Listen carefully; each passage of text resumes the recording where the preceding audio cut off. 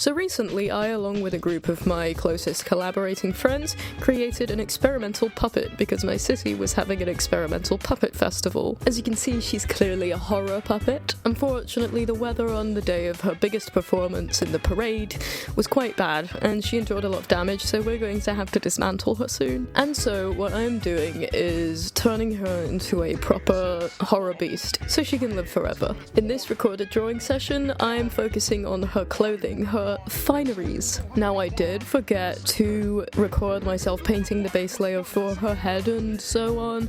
However, I blame that on the brain damage I sustained from eating raw uranium several times per week between the ages of 19 and 22. But that is okay.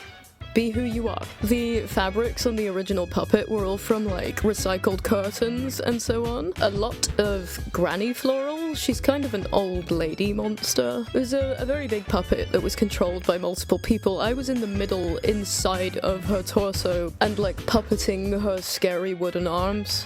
I have to say, I'm really glad that I've been lifting weights for the past year because it was a full upper body workout to puppet those heavy wooden limbs for like half an hour straight. But it was fun because I did get to do a lot of spooky little hand movements that made people jump and giggle, and it was fun to dabble in a medium I'm not used to. I'm not a puppeteer, I'm an illustrator, but I had a lot of fun. I have a certain affection for the design we ended up going with, and so that's why I'm converting this into a digital concept, so I can kind of potentially use her for other things in future, but also just because when she's taken apart, I want to be able to look at her again because she just brings me so much joy. Next, I'm going to need to obviously finish painting the hooves and the arms, so it's going to be a 6-limb job. Yippee!